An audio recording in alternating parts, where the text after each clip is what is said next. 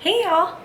Alright, so I'm here today to talk about the next installment of the Physique Athlete FAQ Series. Say that all in once. I tried to film these, I'll be honest, I tried to film this yesterday. And I filmed stuff and then I just really felt like I didn't like it. And before I even edited it, and sometimes, when you're going to talk about stuff and then you're kind of all over the place, and I didn't want to be like that. I didn't want the final product to sound like that. So this is a little bit of a revised version, hopefully less rambly. I got my notes, and it's really important for me to put out quality content. I'd rather put out one good video than 5 semi-good videos. So I actually started doing a kind of a daily lifestyle-ish kind of vlog, potentially too. Not daily, we're gonna call it like a week. I'm gonna start a new thing, weekly vlogs. And I might start doing that kind of more frequently. And I was talking about, I was like, oh, I filmed 2 videos, so scratch that, didn't film 2 videos, filming the videos today. And the first one is going to be about taking time off. This is a super pertinent topic, seeing that it is summer, and competition season is in full swing. So it's super tempting to diet, and I kind of want to go over a few different key points, things that I think are important for you guys to take away, and also things that I've experienced myself. So I get a lot of inquiries at this time of the year for competition prep and for dieting. Again, I said it's really tempting. There's so many shows, and it's summer, and it's bikinis, and it's vacations, and things like that. But if you reach out to me, or really anyone else, for this example, if you reach out to someone and you say, I'm doing everything I can, I've tried all these different things, nothing is working, but I want to diet with you. No. I obviously look at different things and see really what you're doing. But if you send back to me that you have been dieting on XYZ calories for extended period of time, XYZ cardio, all these things, and you are being not super consistent but pretty consistent, and you're not losing weight, then that's not a good sign. And please refer to my other video where you should be before you start a contest prep diet, to get the full explanation as far as what I think you should be doing before you start a competition prep. And I really made that video super in depth, but this is just kind of talking about the taking time off aspect of it. But if you want to know where I think you should be before you start a competition diet, please refer to that video.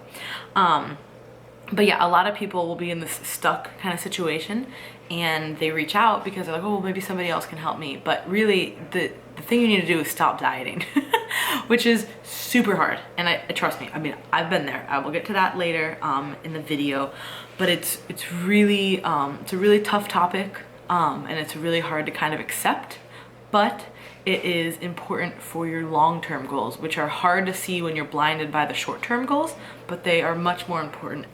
You have to think that being in a chronic caloric deficit is not very healthy for you. Now, same thing as being in a chronic surplus with no activity and lots of weight gain and being sedentary. Of course, that's also bad. But the flip side of that is being super low calorie, really high activity, and you're not losing weight. That is a problem.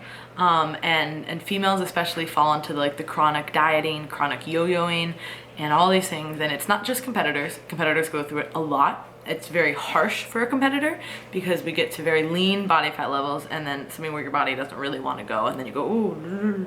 But usually the level is lower. The highs are lower than a general pop person who does the yo-yo, but it's still the same idea. You're going up and you're going down, and it's just not good for your health, physically, really mentally, your metabolism. So you really have to think of that. How long have you been in a surplus? How much cardio have you been doing? Is your body just saying no, I'm just fed up with this? That's really important. And like I said, a good coach will balance your long-term goals with your short-term goals. If somebody comes to me and they are, in a sort of decent spot, I'll be like, listen, being really realistic here, we'll try it for a few weeks, but if it doesn't work, then we need to take a break and not be dieting anymore. Other people straight off the bat, I'm like, no, we're not doing this. And again, I'm looking at your long-term goals, which are really hard to see in the midst of, well, I really want to get on stage in 12 weeks, or, I really want to get ready for this cruise, and I get it, you know what I mean? But it's really, if you have someone who cares about you for the long term, they will point you in the direction that mimics your long-term goals over your short-term goals. As always, I try to give a little bit of insight from personal experience, because that's where I get a lot of these topics, because, you know, we all kind of go through similar things, not always the same, but very similar. So I competed very heavily for 3 years. So I did my very first show when I was like 19 or 18, 19, oh, whatever. I just turned 19, and then I took like 2 years off because I don't know how I was doing. And I, you know, was in college, and I was just kind of enjoying myself training and whatever. Then I started seriously wanting to, okay, I'm gonna prep, I want to do a national show, you know, whatever. So I did, for about the next 2 years, I did about 9 months of dieting, about 4 months of off season. And at the end of that 2-year cycle, that's when I turned pro, which was very exciting. And at that point, up until then, you know, I'd reverse dieted several times, and, you know, and I was never really, it never really had to be that strict with stuff. I didn't, you know, and I could kind of eat and train and just kind of do whatever I wanted. And but things started to get a little bit harder for me by the end of turning pro. And then I kind of was like, well, I'll just do whatever, you know, like I usually do in the off season, you know, kind of track a little bit, but not be super crazy. And then really what happened was I should not have competed in my first pro year, looking back, but I learned very valuable insight. So I'm glad I did. But I took a few months off, and then I was like, okay, well, gotta do pro shows, because, you know, I want to do it, right? I was super excited.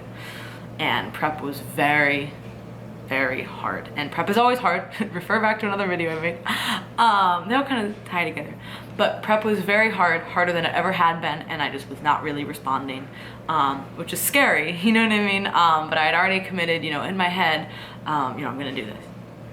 So after the shows, I was like, man, I need a serious break, you know what I mean? And I recognized that, which was good. Again, I had to get to that point to recognize that. You can say all the things that you want all the time, you know what's ideal, but it's not really until you've gone through something that you can really relate. So, you know, after the show, I kind of went to eating whatever I wanted, started packing on more weight than usual when I would do the same types of behaviors. But now things were a little bit more skewed, and I was very just kind of messed up. And I was training, you know, I got back into training, and training for my pro debut was actually off too, which could have contributed definitely. I had been dealing with some injuries, and I wasn't really training as hard as I normally would have, so that was definitely a hindrance. And then getting back out of that, trying to build up some strength, and then I had the augmentation the first week of December. So actually I had a training block, it was probably like 12 weeks, 10-12 weeks, and I pretty much like peaked for that. So I was very in that overreaching phase, which was good, you know, because I wouldn't be able to train for a few weeks. So then took time off training, and it was actually good, because at that point, before then, and then also kind of afterwards, but I started feeling like horrible all the time. Like horrible. Like I seriously thought at some point, like, I'm bipolar, I'm crazy, like, you know what I mean? Like literally these thoughts were going in my head. I had very little energy. I could barely get out of bed in the morning. Like everything was a struggle in that sense. And it was really just a weird feeling, and I was like, I don't really know what's going on. And it's hard to talk about, because you're like, am I crazy, or am I not, or is there something else, like, you know? And then I finally got my hormones tested, and I mean, they were shot, you know, I mean, they were just, you know, like 8-year-old girl or like a 60-year-old postmenopausal woman, you know, there was nothing going on. So at that point, I realized, okay, well, I really need to take some time off, and make sure that I am not gonna prep or something, because I, you know, of course, you know, again, you want to do all these shows, right? They're fun, and I love competing, but it was just not a good time. So flash forward to 2016, took more time off, eased back into training. Once I got the clear for training, I started traveling a ton, doing a lot of traveling, which was really exciting. And then a lot of, you know, some personal things happened, which kind of slowed things down. But then in May, I picked things up back to normal. I had a more normal routine. So I had about a few months off of downtime, kind of with the surgery. You know, refer to those vlogs if you want to know anything about the breast dog. And then I kind of slowly eased back into it through all the different things that were going on.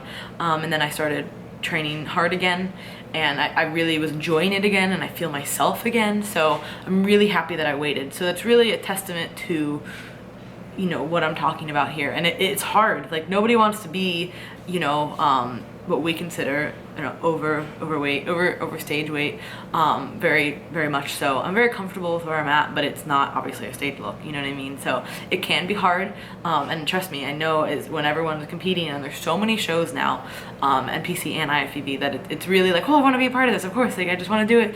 So it was hard for me to pull back, but I know that it was important for the long run, and my long-term goals are more important than my short-term goals, and I have very specific long-term goals for myself, and this really complemented it better by taking time off and taking my time during this prep. So to be determined what shows I'm doing, but they won't be until much later. Hopefully that gave you guys some insight. I've talked about this topic several times, but it's very close to home. So if you have been thinking about dieting, or you have been if you have been dieting and you're having problems and you've tried over and over and over again different things, maybe it's time to refocus and think about not dieting and thinking about putting your long-term goals before your short-term goals.